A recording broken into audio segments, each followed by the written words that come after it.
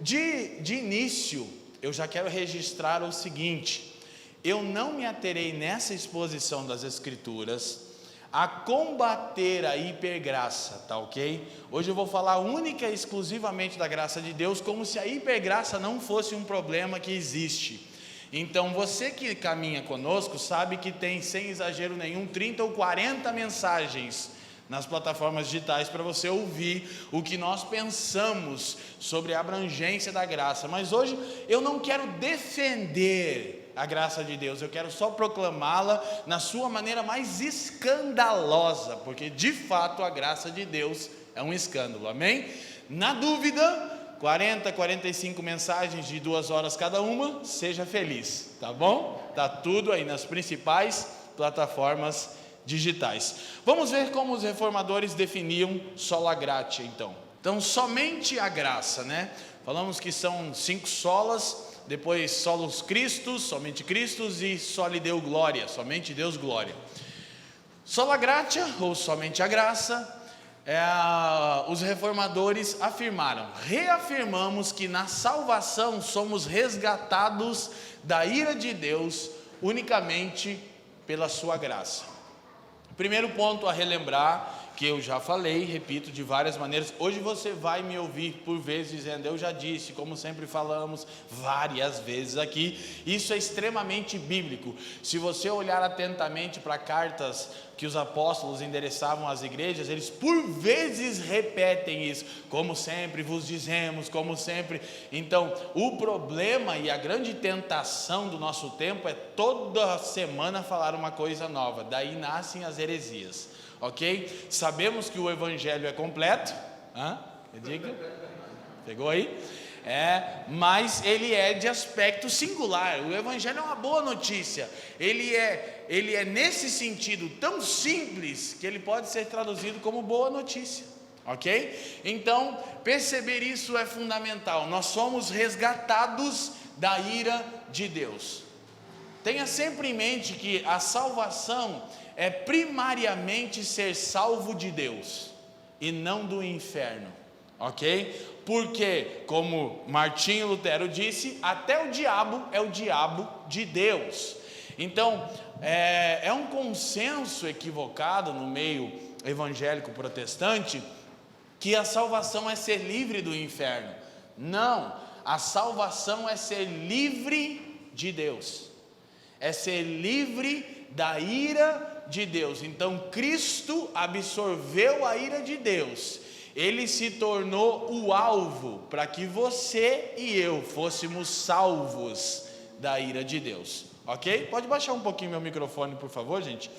Então, precisamos ter isso em mente. Então, de acordo com a declaração da Reforma Protestante, a obra sobrenatural do Espírito Santo é que nos leva a Cristo. Isso quer dizer salvação somente pela graça. É o próprio Espírito que nos conduz a Cristo, soltando-nos de nossa servidão ao pecado e erguendo-nos da morte espiritual à vida espiritual.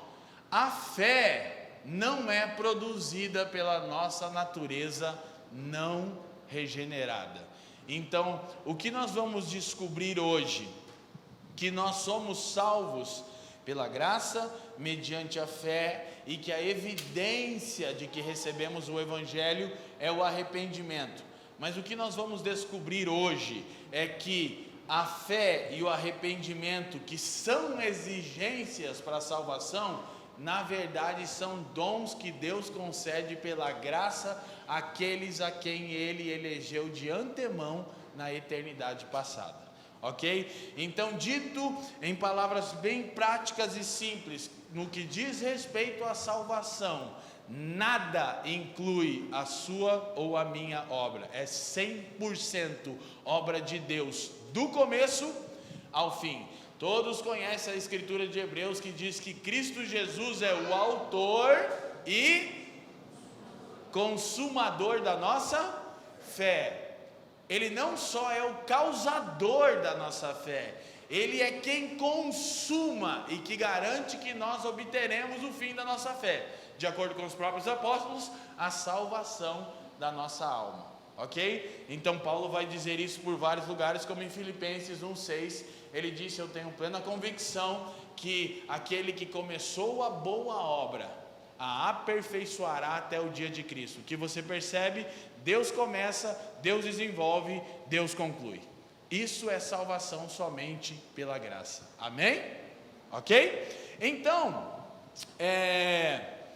eu gostaria de ler um texto com vocês, Efésios capítulo 1, versículo 3 em diante. Vamos do 3 em diante.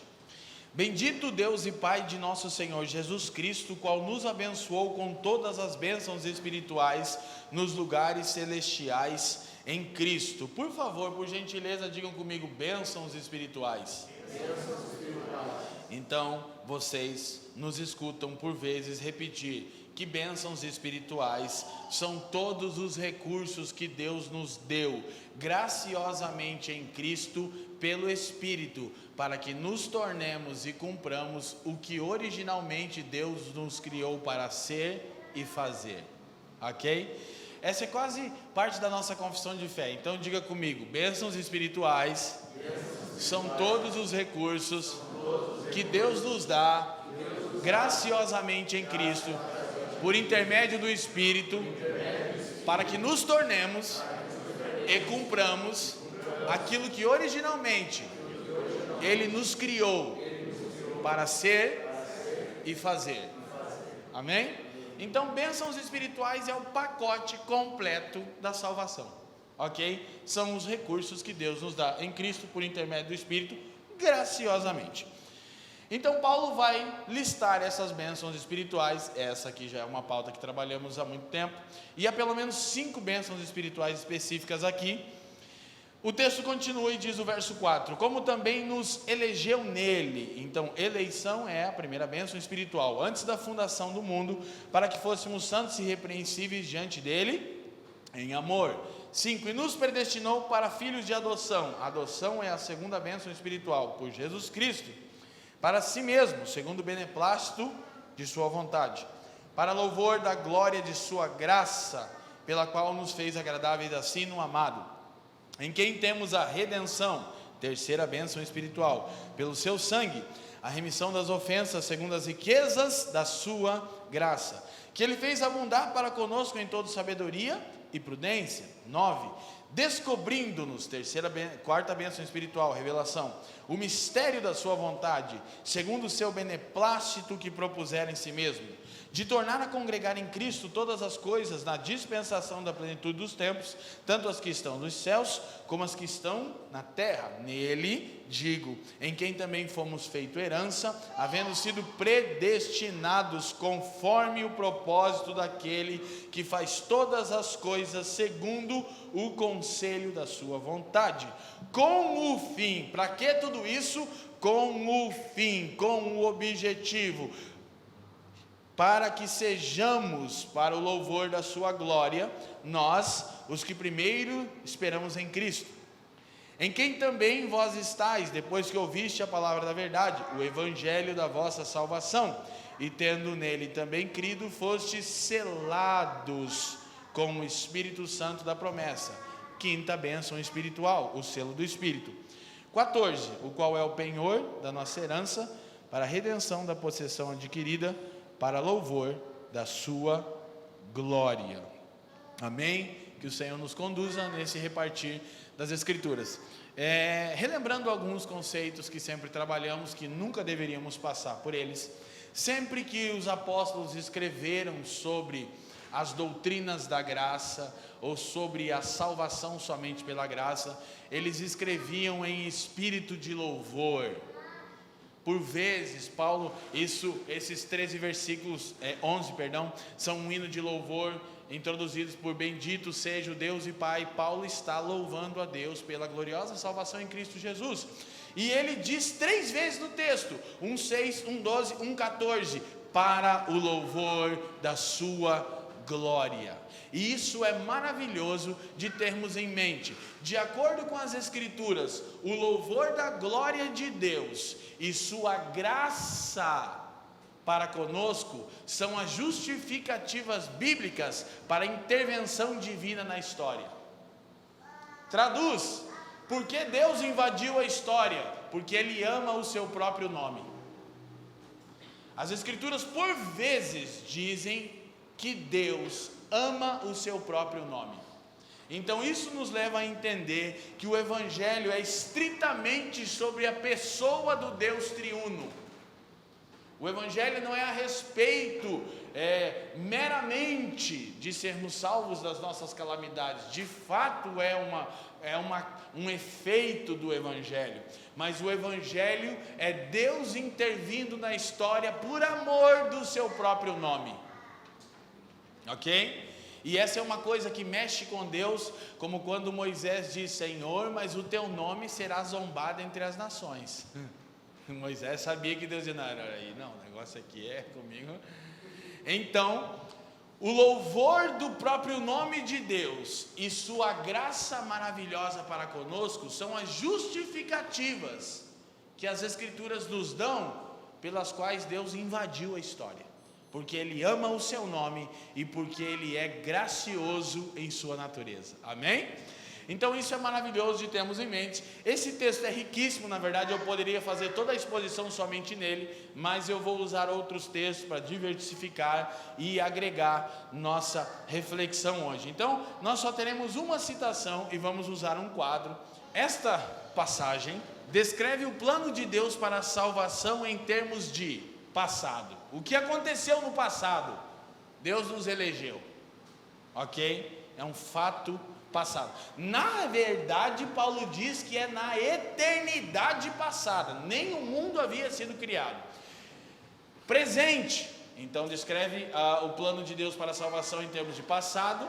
Presente, o que aconteceu no presente, o que tem acontecido na presente era, nós fomos redimidos, ok? E futuro, qual é a herança que teremos no reino de Deus e nós como a herança de Deus também. Também pode ser vista uma ênfase ao Pai, ao Filho e ao Espírito, ok? Eu costumo sintetizar a obra da salvação, olhando para esse texto aqui, nos seguintes termos: o Pai elege, o Filho redime, o Espírito regenera. Dito em palavras bem práticas para você entender, Deus escolhe quem? Cristo redime esse alguém. Ele paga o preço que esse alguém deve. O salário do pecado é e o Espírito regenera, comunica a natureza de Cristo com esse alguém que foi redimido porque o Pai o elegeu. Ok? Então, o Pai elege, o Filho redime e o Espírito regenera. Então, quando olhamos para as Escrituras, nós vamos expor um quadro aqui e vamos olhando textos a respeito dessas verdades aqui. Hoje eu vou pegar um pouquinho mais leve com vocês, porque esse assunto tem muito conteúdo. Então nós poderíamos organizar a salvação pela graça, o processo da salvação todo, de acordo com esse seguinte quadro, e eu vou falando a partir das Escrituras, qual é o ensinamento que nós temos aqui, doutrina e aplicação, o que as Escrituras ensinam, como isso é na prática, ok? Então, isso para reforçarmos a ideia neotestamentária que a salvação é mediante a graça de Deus. Doutrina, eleição. Então, na prática, escolha soberana de Deus. Traduz, Deus escolhe quem Ele quer. Vale lembrar, já temos dito, sem ler o texto, vale lembrar que quando Paulo fala sobre a eleição em Romanos capítulo 9, se você está anotando, era bom você anotar, versículo 11 até o 15, ele usa Jacó e Esaú, e ele lembra que antes mesmo de os gêmeos nascerem, ele enfatiza, eles não haviam nascido, e aí o texto diz, para que o propósito de Deus, segundo a eleição, permanecesse firme, Deus disse a Rebeca, não tinham nascido, não tinham praticado nem bem, e nem mal, as Escrituras afirmam. E Deus disse a Rebeca, o maior será servo do menor. Até aqui tudo bem? Mas o texto continua e diz, pois eu amei a Jacó e aborreci a Esaú. E logo no próximo versículo 14 de Romanos 9, Paulo levanta a questão que todos são acometidos quando escutam o fato de que Deus escolheu Jacó e não Esaú. O que sai de nós por causa da nossa arrogância pecaminosa, por estarmos depravados radicalmente na raiz do nosso ser, isso é injusto. E se você é inclinado a pensar que a eleição fala da injustiça de Deus, há uma séria possibilidade de você não ter nascido de novo. Porque o nascido de novo nunca encara a eleição dessa maneira. Antes, ele é inclinado à devoção. Por isso que quando os apóstolos falavam sobre eleição, havia um espírito de louvor. Por quê? Porque prontamente alguém pensa, ele me escolheu, sendo eu quem eu sou. Jamais eu vou dizer que ele é injusto, eu vou dizer, graças a Deus por Jesus Cristo. Quem está me entendendo? Então, essa é uma coisa de filosofia da religião. Não vou entrar muito no ponto, mas tenhamos em mente. Paulo diz, pois injustiça da parte de Deus, e ele responde, de forma nenhuma. Já vou relembrar como é que a Escritura mesmo vai responder isso. Mas, filosofia da religião. As duas grandes vertentes teológicas tentam resolver isso. A vertente teológica que é mais conhecida como reformada, ela vai adotar essa perspectiva bíblica da eleição soberana, da predestinação de Deus. A outra vertente teológica também, oriunda da reforma protestante, mas não compactua tanto com as ideias originais, vai adotar a ideia da eleição, mas a eleição pela presciência. Ou seja, que Deus não escolheu soberanamente, mas que Deus olha no corredor da história e Ele sabe quem vai crer. Então por isso é que Ele elege, porque Ele é onisciente, Ele sabe todas as coisas, Ele sabe que aquela pessoa ia crer e Ele escolhe aquela pessoa. Só que isso é uma tentativa de absolver Deus. Por quê? Porque se Deus escolhe um e não escolhe o outro, nós que somos seres humanos caídos, rebeldes, pecaminosos e totalmente depravados, temos a tendência a achar que Deus é caprichoso e arbitrário. Então vamos sempre desonrar o Senhor e chamá-lo de injusto. E aí fica se tentando resolver. Não, se eu crer na eleição antes da fundação do mundo, no ventre da mãe, como diz Romanos, me parece que Deus é injusto. E daí essa outra vertente tenta dizer, não, é que Deus já sabia quem ia crer, por isso Ele elege. Mas se você levar para o campo da filosofia da religião, não resolve o problema. Por quê? Deus é onisciente? Sim. Ele sabia quem ia crer? Sim. É por isso que Ele elege? Não. A Bíblia diz que alguém crê porque Ele elege. É o contrário. Mas não seria melhor pensar assim, Leandro? Não. Porque se Deus é onisciente, Ele sabe quem vai crer e quem não vai crer, por que Ele criou o que não vai crer? Resolveu o problema? Não resolveu. O que é mais fácil a gente dizer? A gente não tem domínio sobre essa doutrina bíblica. Ela só está ali nas Escrituras, ela é um choque, mas o que nós podemos fazer é levantar louvor ao Senhor por termos sido eleitos tão graciosamente em Cristo Jesus. Tentar absolver Deus dizendo que ele sabe quem vai crer, não resolve, porque Ele sabia quem não ia crer e criou quem não vai crer. Então, queridão, traduzindo, fica na tua, eu fico na minha e Deus permanece no trono, amém? Não resolve, querido, lá naquele dia você pergunta, que eu também vou perguntar, como é que é isso aí, Senhor? É uma coisa complicada, mas eu não vou torcer a Escritura para tentar deixar Deus um pouco mais digno dos homens, não. Então, o ponto, vocês percebem que não, a outra linha não consegue resolver. Aqui não tem uma explicação plena da doutrina da eleição, eu também concordo com isso, mas tentar sair para lá piora para mim. É só tentar advogar a causa de Deus e não precisa fazer isso. Então a eleição é a escolha soberana. Como é que Paulo vai responder lá em Romanos? A gente viu aqui já em outras mensagens sobre isso. Deus não é arbitrário, caprichoso? Não. Quando Deus olhou uma raça de seres humanos caídos, Ele decidiu exercer misericórdia para uns e justiça para outros. Então, ninguém que é punido por Deus recebe injustiça, porque as Escrituras dizem que todos pecaram e destituídos foram da glória de Deus. Então, em Adão, toda a raça humana caiu. Se Deus não escolhesse um povo, ninguém seria salvo. Quem está me entendendo? Mas Ele, em sua bondade, misericórdia, e como dizia Charles Haddon Spurgeon, por razões desconhecidas para nós mesmos, Ele escolheu um povo. Não há nenhuma justificativa clara pela qual Deus escolheu uma pessoa como eu. E é tão glorioso que quando Paulo usa o texto, o fato histórico de Jacó e Esaú, tem uma coisa que você precisa refletir. Vamos ser sinceros. Na nossa conta moralista, quem que era pior entre Jacó e Esaú? Hã? Olha se não fala da sua história. Quem quiser na história.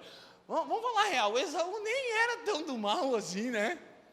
O Esaú só estava com fome, cara. O cara trabalhou o dia todo. O Jacó, a história do Jacó é complicada, irmão. O bicho migueleiro. E o absurdo é que Paulo diz, Deus escolheu esse. Por quê? Porque não tem a ver com o desempenho. Qual é a afirmação de Paulo? É graça. É graça. E não é injustiça. Por que não é injustiça? Porque Deus nunca pune inocentes, mas frequentemente perdoa culpados. Amém? Quando alguém, Deus predestina pessoas para o inferno? Não, Deus só predestina pessoas para o céu. E as que vão para o inferno? Elas escolheram isso. Mas Deus elegeu um povo. E esse povo a quem Deus elegeu, eleição, como vimos em Efésios 1:4, nem precisa abrir, é chamado por Deus, chamado do Evangelho, a proclamação da mensagem. Então, como Deus chama? Porque nós temos um outro problema. As pessoas tendem a pensar que se Deus salva quem Ele elege, nós não precisamos pregar o Evangelho. Então, esse é um equívoco gravíssimo, porque um Novo Testamento que diz que Deus salva sim quem Ele elege, diz que Ele salva por meio da pregação do Evangelho. Então, 1 Coríntios capítulo 1, Paulo diz, aprouve, agradou a Deus salvar por meio da pregação. Como Deus salva as pessoas? Pela proclamação, pelo chamado do Evangelho. Isso, na verdade, não deveria nos desencorajar a pregar. Pelo contrário, deveria nos dar mais confiança, sabermos que Deus vai salvar quem Ele escolheu. Nossa parte é só ser fiel à mensagem e proclamá-la. Amém? Então eu não preciso me esforçar muito para convencer vocês. Eu preciso me esforçar muito para ser fiel ao Evangelho. O resto é com o Senhor. Foi Lutero que disse que o trabalho do pregador é levar o Evangelho aos ouvidos dos homens. O trabalho de Deus é levar o Evangelho do ouvido ao coração. Qual é o nosso trabalho? Levar o Evangelho. Porque a fé, 14 e 17 de Romanos, vem pela palavra de Deus, né? Vem por ouvir e ouvir a palavra de Deus. Então o meu trabalho é levar o Evangelho até os seus ouvidos. O trabalho do Espírito é levar dos seus ouvidos para o seu coração. Ok? Isso torna a nossa vocação muito mais encorajadora. Eu fico mais estimulado, confiante que Deus vai salvar todo aquele a quem Ele deseja salvar. Ok? Então, o chamado do Evangelho é a proclamação da mensagem. Vamos ver Romanos 8:30. E aos que predestinou, ou seja, aos que predestinou, Ele elegeu. Mas, eu não queria falar disso agora, mas eu apaguei para não falar, não vou, fica tranquila. Mas é o seguinte, deixa eu te explicar o seguinte. O fato de Deus predestinar pessoas não quer dizer que as pessoas são fantoches de Deus. Eu já falei aqui sobre a diferença entre livre-arbítrio e livre-agência, quem lembra? Tem uma mensagem que a gente explicou isso bastante. O homem tem livre-arbítrio? Não. Porque o que é livre-arbítrio? É a capacidade de julgar, de escolher a quem, além da sua natureza. Então, o único ser humano teve livre-arbítrio. Quem? Adão. Adão era um ser perfeito, ele tinha livre-arbítrio, ele podia escolher obedecer a Deus e ele podia escolher desobedecer a Deus. O que ele escolheu? Então, é o esquema que o bispo de Hipona, Agostinho, dizia que o homem antes da queda, ele era capaz de pecar e capaz de não pecar. Depois da queda, o homem só é capaz de pecar. Ele não é mais capaz de não pecar, por isso não é livre-arbítrio. Por quê? Porque livre-arbítrio sugere que você consegue escolher além da sua natureza. Perceba, se nós considerássemos que tivéssemos o livre-arbítrio, a pergunta é, se você tem livre-arbítrio, capacidade de escolher além da sua natureza, por que você escolhe o pecado? Então você é 2 vezes sem vergonha mesmo, né? Não, o que nós temos depois da queda é livre agência, ou seja, o homem escolhe o que? O mal, sempre. Então, o homem sem Cristo, ele tem livre agência. Ele escolhe sempre o que? Desobedecer a Deus. Ele escolhe sempre o que? O pecado. Ah, nem precisava, Amanda, mas glória a Deus, obrigado. Então, é a possibilidade do homem fazer escolhas de forma livre, ou seja, o homem pode fazer o que quiser e isso o tornará livre de qualquer influência, até mesmo de Deus. Então, livre-arbítrio é a capacidade que o homem tem de fazer escolhas que podem ser contrárias ou não à sua natureza. Ok, tem livre agência aí no gatilho?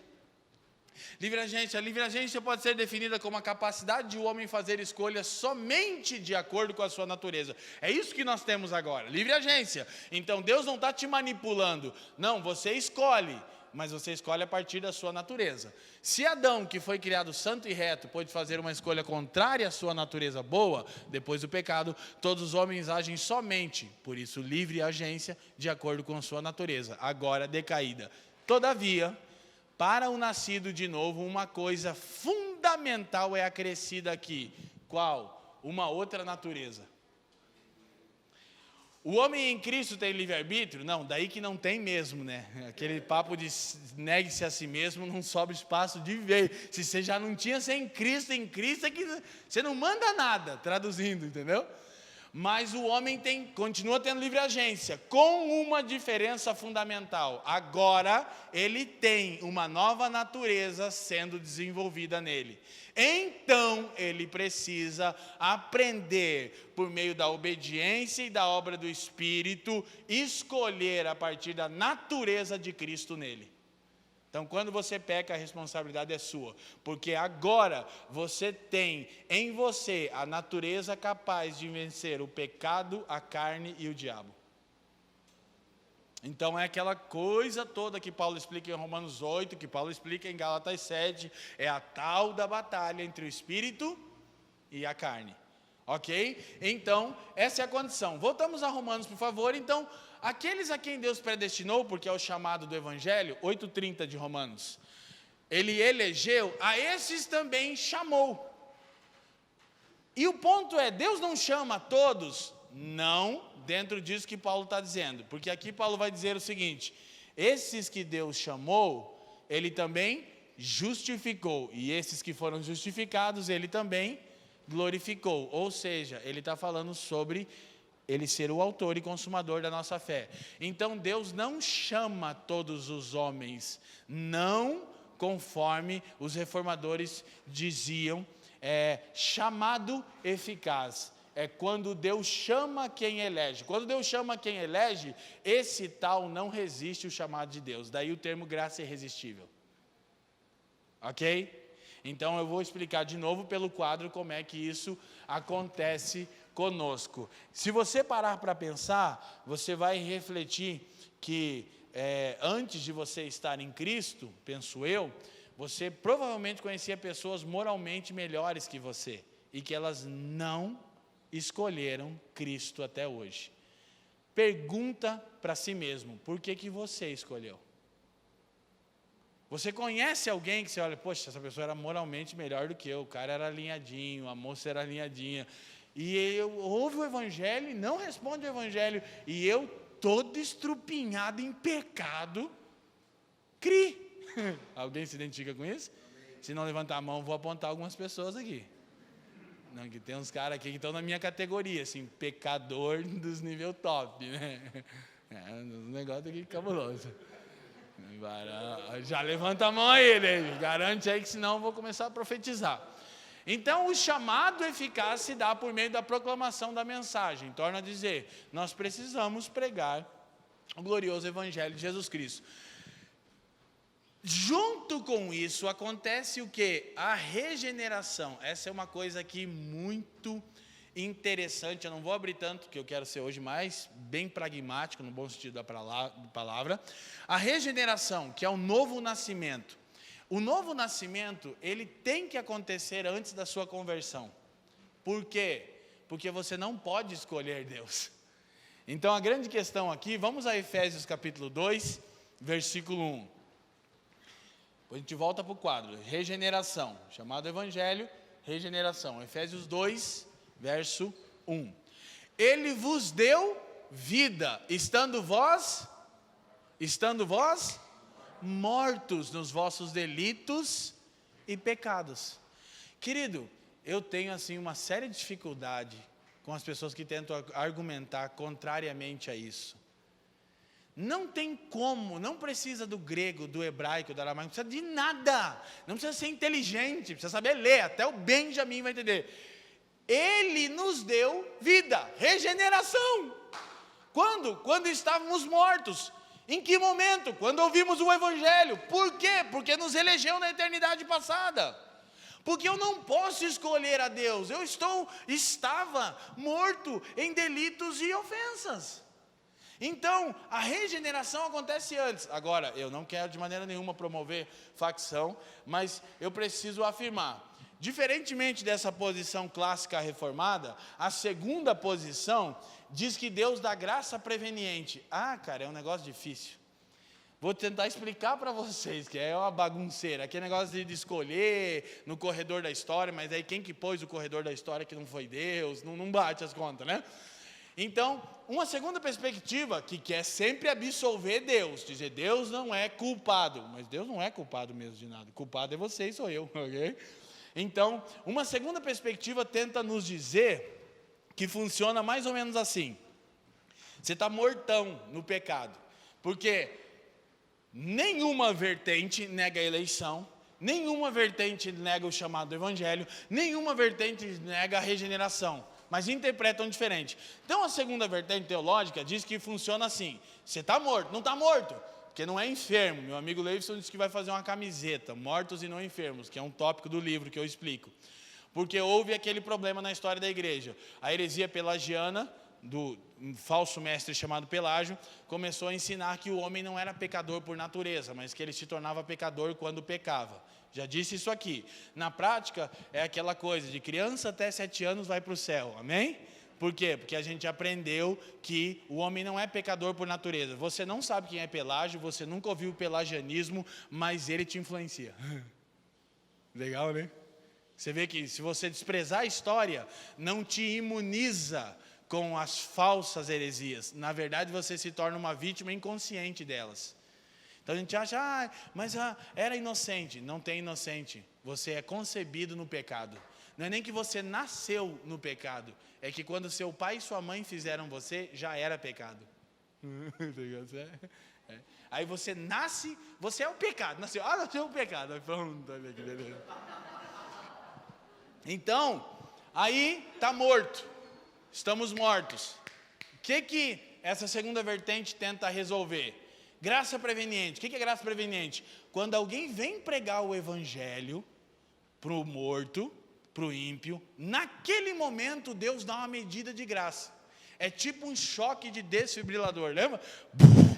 Daí ele vive. Só para, quer ou não quer? Não, não quero. Então a culpa é tua, morre de novo. Aí não foi Deus que elegeu. Quem está me entendendo? Pasmem, é isso que tenta se resolver. Então quer dizer que Deus dá uma ressuscitada no peão só para ele ouvir o Evangelho, e daí ele diz não, e Deus fala, viu? A culpa é tua, não é minha, não põe na minha conta, agora vai para o inferno, seu miserável.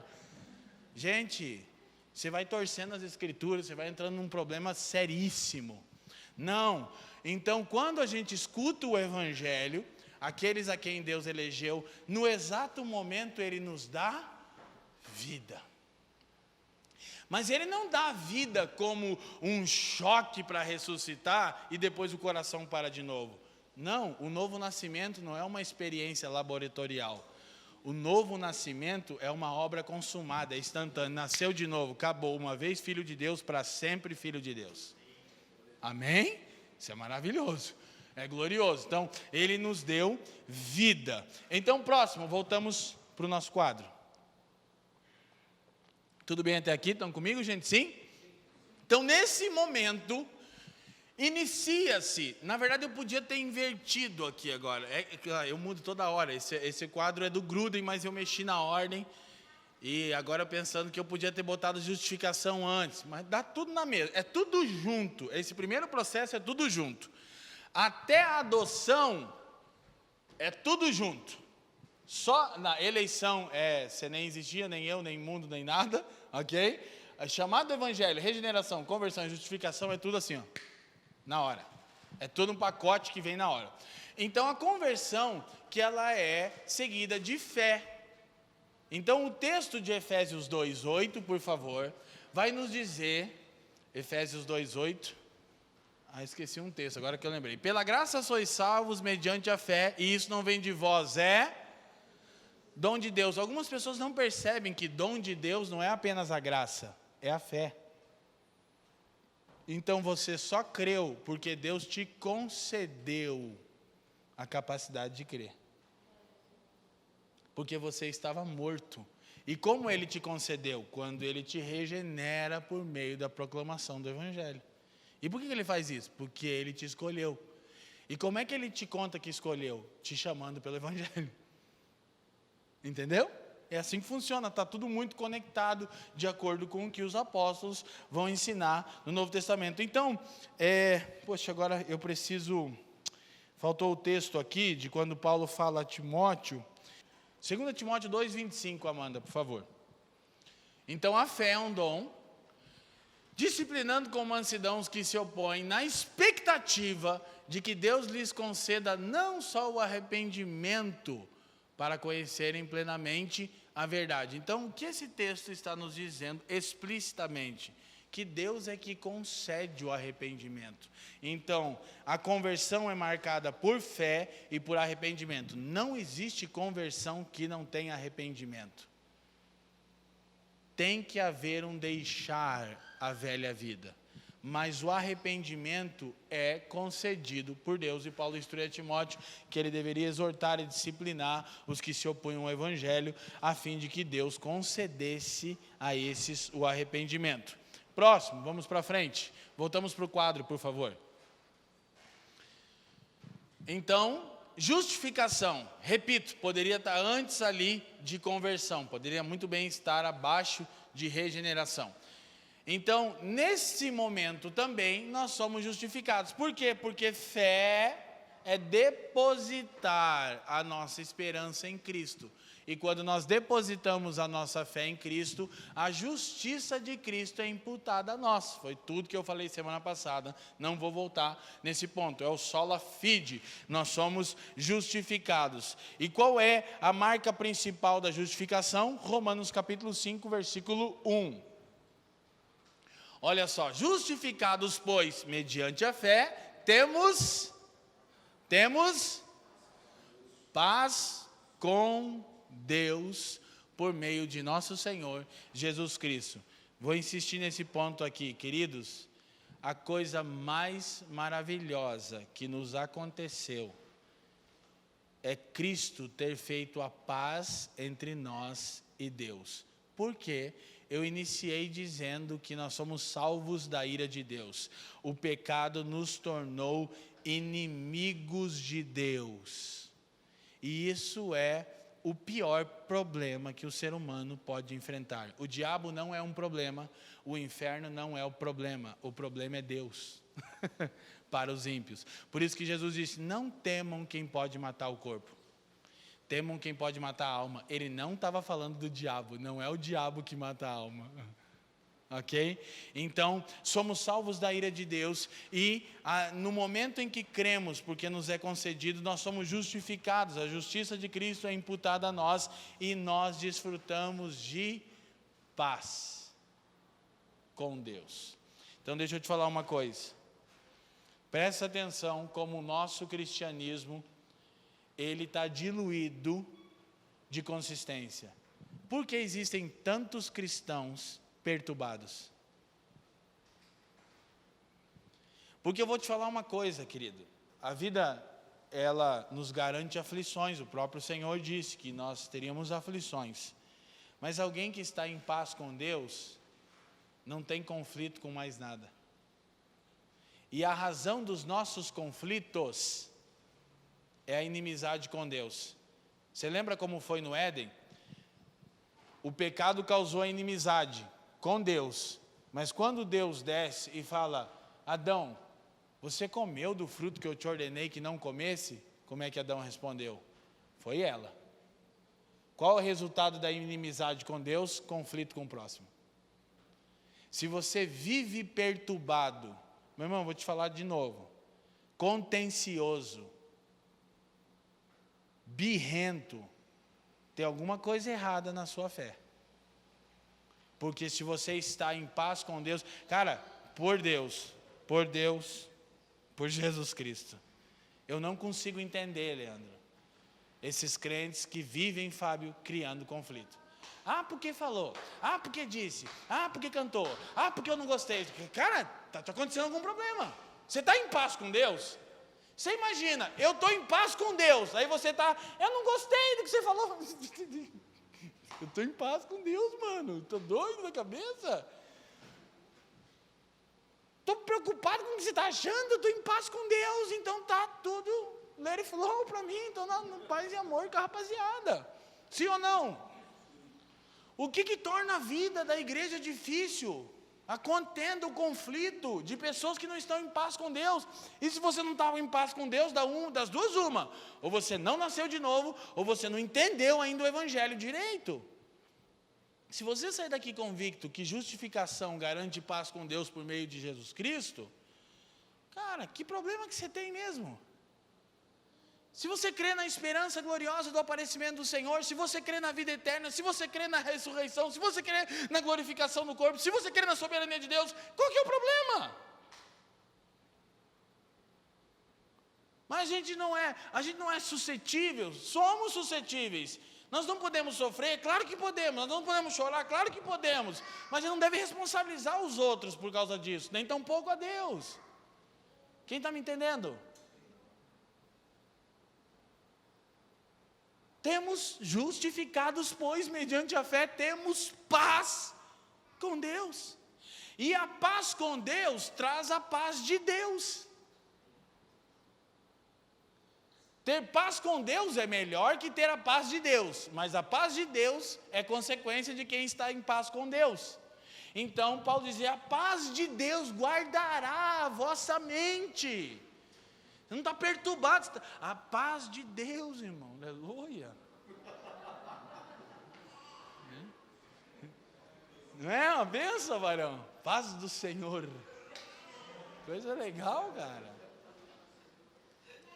Justificados, pois, mediante a fé. Então esse é o processo que as Escrituras vai mostrando, a ordem da salvação, né? Assim nós estamos chamando.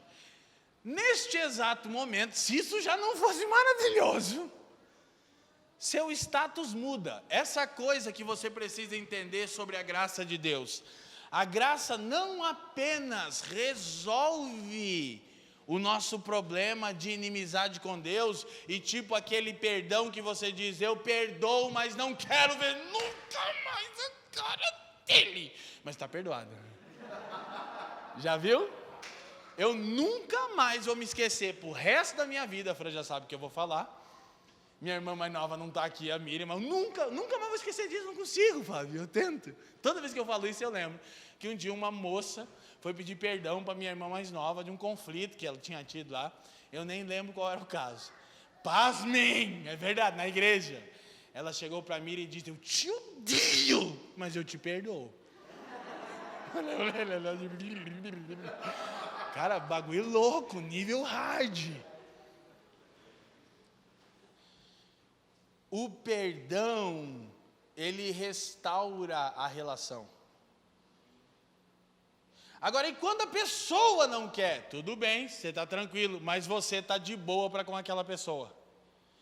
Não estou aqui de fiasqueira, de molheirinha, ficar, não. Mas você não sente nada para com aquela pessoa, que não seja paz. Você está tranquilo, estou em paz com Deus, a paz de Deus, estou em paz com você, cara. Você que está tribulado comigo. Não é isso? Nem sempre o ofensor, ele quer o perdão nosso, mas a gente dá mesmo assim, porque eu tenho que me liberar disso.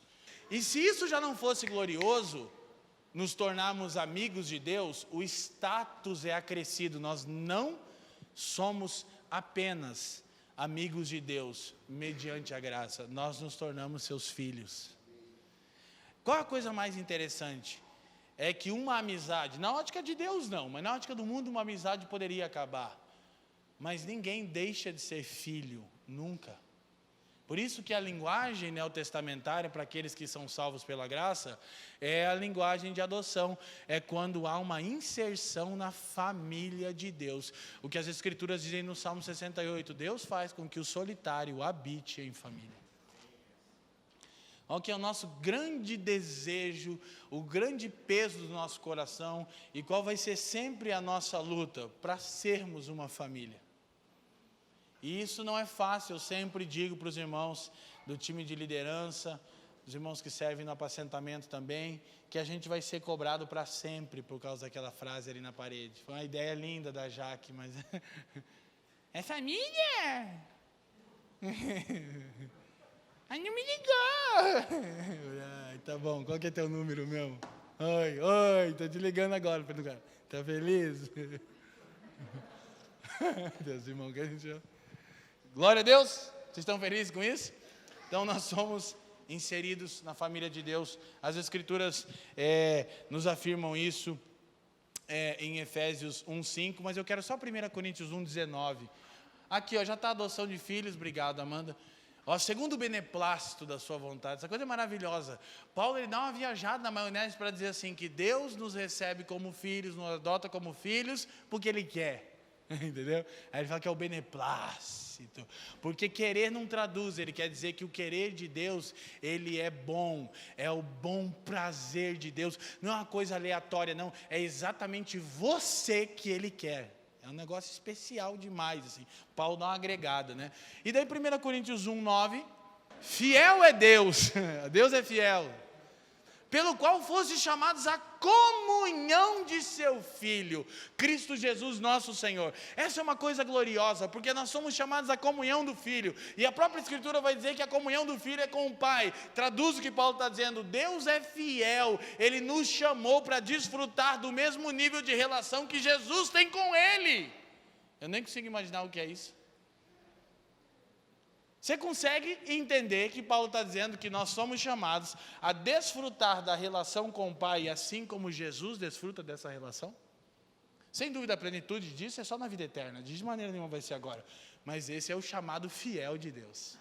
Ele nos chamou para que desfrutemos do mesmo nível de relação que Jesus tem com Ele. Isso é glorioso, amém, gente? Amém? Voltamos para o quadro para a gente ir caminhando para o fim. Então, depois desse processo, eleição, eternidade passada, chamado do Evangelho, regeneração, conversão, justificação, tudo junto, um pacote só. E adoção, isso. Tudo um pacote só. Aí, a evidência de que tudo isso aconteceu conosco, que nós fomos eleitos, que nós ouvimos o chamado, fomos regenerados, nos convertemos em fé e arrependimento, fomos justificados, temos paz com Deus, fomos adotados e inseridos na família de Deus. A evidência agora é uma vida santa. Eu disse que não ia falar contra a hipergraça, mas eu vou só um pouquinho, só para não perder o costume. Então, a evidência é a santificação. Olha que lindo, na verdade, eu podia ter feito isso só no livro de Efésios, mas quis agregar Coríntios, alguns textos que são maravilhosos. Mas olha o que diz Efésios 4:1. Paulo, então, em Efésios 1, 2 e 3, está falando a respeito do eterno propósito de Deus, da obra redentora em Cristo. E aí, Efésios 4, ele diz, rogo-vos, pois eu, o prisioneiro do Senhor, que andeis, querido, está falando de comportamento. Quando a Bíblia está falando sobre andar, não é tipo anda de verdade assim, né? Anda, vamos lá, irmão, anda agora no culto. Não, é comportamento, é proceder, entendeu? Tem, como diziam os manos do RZO, o Elião e o Sandrão, tem que ter proceder, assim que é. Mas depois eu canto rap. Então, que andeis de modo digno da vocação a que foste chamados. Primeira coisa que você tinha que entender. Você foi chamado para participar da relação do Deus triuno. Está entendendo isso? Fiel é Deus pelo qual fomos chamados à comunhão do seu Filho. Então, qual é a nossa vocação primordial? Nós somos chamados para uma relação. Que relação? A relação do Deus triuno, santíssimo e absoluto. E aí Paulo diz, então, rogo-vos, pelo amor de Deus, andem de maneira digna de quem foi chamado a esse tipo de relacionamento.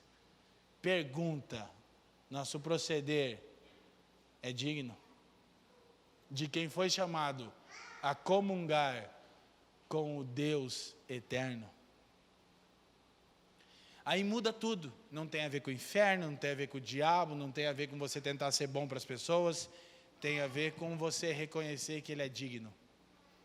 Qual é a principal motivação para a santificação? Deus é digno.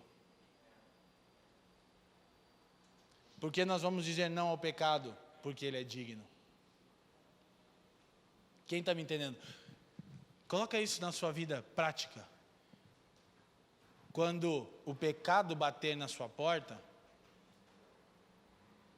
responda que Deus é digno. Tenha consciência que você está diante de Deus e que há um rogo das Escrituras para que nós andemos de forma digna. Por isso que Paulo diz, rogo eu o... Como é que é andar de forma digna? É ser cativo de Jesus. Ele diz, é que eu não tenho, eu estou algemado ao Senhor. Ele está comigo em todo lugar, sou prisioneiro do Senhor. Como é que eu vou proceder agora, aqui, nessa situação, nessa ocasião? Então, que andeis de modo digno da vocação a que fostes chamados. Essencialmente, aqui, vocação não é sobre aquilo que nós estamos fazendo, mas é sobre a relação que nos está sendo oferecida. Qual é a sua vocação e a minha, o nosso propósito existencial? Desfrutar de Deus por toda a eternidade. Para quê? Para o louvor da sua glória, diz Paulo. Então aí a santidade não fica com aspecto moralista, não está relacionado a medo, está relacionado a reconhecer que o que nos salvou é digno do nosso proceder. Isso é maravilhoso, amém? Glória a Deus. Então, daí no versículo 17 do mesmo texto, Paulo continua e diz, isto, portanto, digo, e no Senhor testifico, que não mais, olha só, não mais andeis, como também andam os gentios, na vaidade dos seus próprios pensamentos, obscurecidos de entendimento, alheios à vida de Deus por causa da ignorância em que vivem, pela dureza do seu coração. Vê que Deus responsabiliza o ímpio pela sua queda. É porque o seu coração é duro, é porque você escolhe o pecado. Se alguém é salvo exclusivamente porque Deus escolheu. Se alguém vai para o inferno, vai exclusivamente porque escolheu ir para o inferno. É isso que a Bíblia diz. Continuamos. Os quais tendo se tornado insensíveis. Essa é uma coisa que a gente precisa refletir. Muitas vezes nós somos sinceros, mas não somos sensíveis. E sinceridade nem sempre é suficiente. No nosso proceder santo, precisa haver sensibilidade. Porque muitas vezes nós nos atemos a algo que é sincero, mas que não honra a Deus, ou que fere o próximo. E aí é necessário que nós tenhamos sensibilidade acima de sinceridade. A nossa sinceridade tem que ser sensível. Quem está me entendendo? E por isso que nós precisamos e queremos cada vez mais que todos os irmãos dessa comunidade de fé entendam-se como uma comunidade de pastores e não de ovelhas. As ovelhas estão lá fora, aqui estão os pastores. E quando você apacenta pessoas, você aprende que ser sincero nem sempre resolve. Você precisa também ser sensível, ser compassivo, ser longânimo, ser misericordioso, sem deixar de ser sincero, mas saber como ser sincero. Se entregaram à dissolução para com avidez cometerem toda sorte de impureza, verso 20, Paulo está encorajando o comportamento, verso 20. Mas não foi assim que aprendesses a Cristo, ok? Então voltamos para o quadro. Santificação, fala do comportamento, torno a dizer e enfatizar, santificação é mudança de natureza. E essa mudança de natureza é seguido por uma mudança de comportamento. Não invertem a ordem que vai dar problema, tá bom? Não é primeiro comportamento, é primeiro regeneração. Não tem como. O nosso problema é que a gente exige santidade de quem não nasceu de novo. Não dá certo. E isso vira o quê? Moralismo. A gente fica exigindo das pessoas uma coisa que elas não podem, porque a natureza delas não foi regenerada ainda. Então, santidade é fruto da regeneração e ela vai se manifestando no nosso procedimento, ok? Perseverança, o permanecer em Cristo, também está conectado com a santificação. 1 João, capítulo 2. Vamos do 1 em diante, eu tinha falado 4, Amanda, mas pode ser isso, obrigado. Filhinhos meus, essas coisas vos escrevo para que não pequeis. Parece eu escrevendo para o Fábio, né? Meus filhos. Se todavia alguém pecar, temos advogado junto ao Pai, Jesus Cristo, o justo. 2. Ele é a propiciação pelos nossos pecados, e não somente pelos nossos próprios, mas ainda pelos do mundo inteiro. Ora, sabemos que o temos conhecido por isto, se guardamos os seus mandamentos. Olha como o Evangelho ele é uma coisa assim maravilhosa, porque João está passando a largo do moralismo. Ele diz: filhinho, essas coisas eu vos escrevo para que vocês não pequem. Todavia, se alguém pecar, temos um advogado. Que ele está dizendo: a vida cristã não é isenção de pecado. Isso vai virar moralismo. Só que ele não baixa a barra. Ele ergue depois que ele fala disso. Ele diz: mas nós sabemos que, próximo texto lá, o outro, que temos o conhecido se guardamos os seus mandamentos. Então, o que nós já falamos várias vezes aqui, eu vou repetir, põe na sua cabeça: graça é o oposto de mérito, não de esforço. Digam comigo: graça é o oposto de mérito, não de esforço. Mais uma vez, graça é o oposto de mérito, não de esforço. Então, pelo fato de não haver mérito nenhum na nossa salvação que seja nosso, não implica que não tenhamos que nos esforçar na santificação. Temos que fugir da aparência do mal constantemente, ok? E quando nós somos acometidos, nós temos um advogado, nós temos uns aos outros, mas precisamos observar seus mandamentos. Então João vai continuar, vai erguendo a barra. 4. Aquele que diz: eu o conheço e não guarda os seus mandamentos, é mentiroso, e nele não está a verdade. Parece até contraditório, o cara acabou de dizer que pode até pecar, depois já diz que é mentiroso. Que é questão de natureza. Então é por isso que nem sempre sinceridade vai resolver a sensibilidade. Algumas vezes cristãos sinceros são acometidos por calamidades, né? Pelo pecado terrível, pecados terríveis. E João diz: tá, dá para entender. Só que não é desse jeito que funciona. Vamos levantar a barra. 5. Aquele, entretanto, que guarda a sua palavra, nele verdadeiramente tem sido aperfeiçoado o amor de Deus. Nisto sabemos que estamos nele. 2 pontos. Aquele que diz que permanece nele, esse deve também andar assim como ele andou. De novo você percebe santificação, perseverança dos santos como a jornada toda cristã que é desempenhada ao longo da nossa vida em direção àquilo que honra o Senhor, aos seus mandamentos. Amém, gente? Tudo isso pela graça e o Espírito que opera em nós. Então nós já falamos que a batalha na história da igreja, pode deixar aqui, a gente vai terminar, também dessas diferentes vertentes teológicas, monergismo e sinergismo. Essas palavrinhas gregas, monergismo significa trabalho de um, sinergismo significa trabalho de ambos.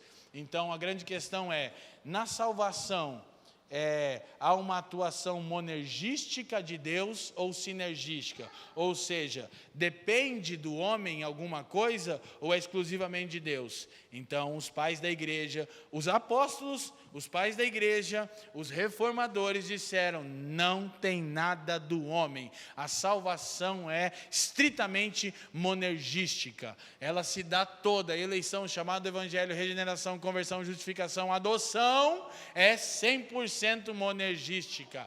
Deus faz exclusivamente por causa do seu bom prazer. Todavia, a vida cristã é sinergística. O proceder cristão é sinergismo, é eu com a minha nova natureza em parceria com o Espírito de Deus, em busca de uma vida santa. Quem está me entendendo? Então, na salvação, monergismo, na santificação e na perseverança, sinergismo. Que agora eu fui ressuscitado com Cristo, Ele me deu vida, o Espírito de Deus habita em mim, a natureza de Cristo está sendo construída em mim, e eu é que preciso escolher diariamente seguir a natureza de Cristo. Então isso o Senhor não faz por mim. No fim das contas é Ele que faz, porque Ele começou tudo isso, né? Você não teria o Espírito, mas isso nós temos que escolher. Por isso, infelizmente, existem cristãos que de fato foram salvos, mas não experimentam uma vida digna, não honram o Senhor e vivem perturbados. Por quê? Porque não estão desenvolvendo a sua salvação, como Filipenses 2,12 nos orienta. E Paulo diz como? Com temor e tremor. Esse desenvolver da nossa salvação. E por último, então a última parte da ordem da salvação é glorificação, a ressurreição do corpo. É o dia em que seremos feitos à semelhança de Jesus. Vamos ao texto de 1 João agora sim. Nós até cantamos sobre esse texto, né? Vede que grande amor nos tem concedido o Pai, a ponto de sermos chamados filhos de Deus. E de fato, somos filhos de Deus. Por essa razão, o mundo não nos conhece, porquanto não o conheceu a Ele mesmo. Amados, agora, tempo presente, somos filhos de Deus. E ainda não se manifestou o que haveremos de ser. Isso é tão maravilhoso, e João continua dizendo, sabemos que quando Ele se manifestar, seremos semelhantes a Ele, porque haveremos de vê-lo como Ele é. Isso é tão maravilhoso, a gente já vai ali, é que João mostra que é exatamente o processo, como o processo natural. Alguém nasce numa família, nascemos na família de Deus, então somos crianças de Deus, somos técnons, e nós vamos crescendo, mas nós já somos filhos de Deus. Olha a coisa maravilhosa, se você é um cristão no início da sua jornada, ou não no início da sua jornada, mas você considera-se um cristão fraco, mas a sua fé é exclusivamente em Jesus Cristo, Filho de Deus, conforme as Escrituras afirmam, você já é um filho de Deus, você não vai ser. Essa é a coisa maravilhosa, escandalosa da graça. Você não vai ser salvo, você já foi. Amém? E uma das grandes evidências, mesmo quando você está lutando contra o pecado todos nós estamos, mas talvez alguns estejam lutando de maneira mais ferrenha, estejam sendo vencidos mais constantemente pelo pecado. O que as Escrituras nos afirmam? Que nós já somos filhos de Deus. Embora não há aqui esse espaço para que se permaneça assim. João diz, agora nós somos filhos de Deus, Ele já nos conferiu, nós nascemos na família de Deus, mas qual é a perspectiva? É que possamos amadurecer a estatura de varão perfeito, porque o nosso modelo é Cristo, que é o Filho maduro de Deus, o ruiós de Deus. Então, a nossa esperança é que seremos como Ele. E aí volta, João vai para o fim e volta para o processo, no versículo 3 agora. E assim mesmo se purifica todo o que nele tem esta esperança, assim como ele é puro. Então, também sempre afirmamos aqui, para concluir, que a chave da santificação é entendermos que Deus é digno e andarmos de maneira digna para com a vocação que fomos chamados, e é termos a esperança bíblica, o céu, não, nos tornarmos semelhantes a Jesus. Então, Deus é digno e me chamou para o mesmo nível de relação que Jesus tem com Ele. Como eu vou desfrutar desse mesmo nível de relação? Me tornando semelhante a Jesus. Isso é que estimula a santificação, a esperança. Não o medo do inferno, não o medo que o meu pecado leve Deus me desprezar, Deus me salvou e falar, mas salvei porque você estava andando mais certinho naquela época, agora você não está tanto, eu também vou te mandar para o inferno de novo, né? Porque esse lance de perder a salvação e ganhar é complicado, né? Porque você vive perturbado, você vive, perdi minha salvação. E na verdade, quando você entende que você não perde a sua salvação, por uma razão muito óbvia, né? Um dia perguntaram para Russell Shedd, que é um dos teólogos maravilhosos e lindos, que tentava fugir da grande briga das duas vertentes, né? Tem uns caras assim, tipo Russell Shedd, A.W. Tozer, passaram a vida inteira tentando se esquivar para não dizer o que era. Eu fiquei uns anos assim, agora já desisti porque eu não consigo. As pessoas estão identificando. Mas perguntaram para o Dr. Russell Shedd, Dr. Russell, pode ou não pode perder a salvação? E como ele era um irmão que transitava em todas as expressões do corpo de Cristo, né? Ele disse assim, depende de quem te salvou. Respondeu, né? Ele diz, quem me salvou foi Cristo. Eu não sei quem te salvou. A resposta é, depende de quem te salvou. Claro, é implícito, é retórico. Se foi Cristo que te salvou, não tem como você perder isso. Porque Ele não te salvou quando você merecia, não tinha nada a ver com o teu desempenho. É só la gratia, é somente pela graça, amém? Só que isso, de maneira nenhuma, vai nos levar a uma vida leviana. Mas como não leva, Leandro? É porque você consciente do Evangelho, você ouvindo o glorioso Evangelho de Jesus, você estando numa comunidade de fé saudável, de pessoas que procuram andar na luz, você compreendendo que o Espírito está operando em você, você quando peca, é pior você não perder sua salvação. Se você perder sua salvação, você entra naquela pira da justificação pela obra. Mas perdi porque mereci, também tem gente, o vitimismo. Isso aí ficou legal. Você conhece pessoa que gosta de ser vítima? Não tem muito, né? No mundo hoje, né? Tipo, tem gente que é assim, o cosmos está conspirando eternamente contra ele. Tudo com ele. O Fafa que brinca, né? Mas isso é por causa da minha personalidade, que é o 8, o que é, amor? O 6, o 7, o 1. Isso é uma coisa difícil. Os psicólogos estão me estudando ainda. Mas tem hora que eu sou meio assim, né, sofri demais, né? Eu mando para os irmãos, estou chegando agora de viagem, cansado, depois de pregar até 3 horas da manhã, e vou pregar no culto. Aí o Fafa responde, eu sei, para você é sempre mais difícil. Eu fico com raiva dele, digo. Então, a gente tem uma tendência, né? Já me acaba de que droga, eu queria ser uma vítima, não consigo. O Fafa é o 9, né? Não sei o que. Você viu? Isso aqui é uma seita que a gente está montando aqui. Não converte, em nome de Jesus, está amarrado, está repreendido agora. Então, gente, não gera vitimismo em nós, nos encoraja a proceder em santificação e leva você a refletir, poxa, eu fui chamado para a comunhão do Pai com o Filho. Como é que eu vou me apresentar ao Pai dessa maneira? Mas daí entra aqui, mas eu tenho um advogado, então graças a Deus que eu tenho advogado, mas eu vou ficar acessando advogado toda hora. Advogado não é uma coisa que você quer usar, né? Não é isso? Quem quer? Quero usar o meu advogado. Não é normal, entendeu? Não é essa a ideia, é uma vida de santificação. Então, manter sempre no nosso coração, Hoje eu fui um pouco mais prático, espero que tenha sido útil compartilhar. Repito, tem muita coisa no nosso canal sobre salvação somente pela graça. E na verdade, para mim, tudo se confunde das solas. Para mim é tudo só uma coisa. Podia falar uma só, dava para falar de tudo. Então, mas essa perspectiva, isso vai gerar um cristianismo notável, um cristianismo leve, que você saia daqui encorajado por essa verdade, que você é salvo exclusivamente pela graça de Deus, traduzido em palavras simples, é porque Deus quis. Amém? E isso precisa ser a coisa mais gloriosa, porque por alguma razão desconhecida para nós, Deus nos desejou. E aí, cabe a nós andar de maneira digna para com a vocação que fomos chamados. Amém, gente?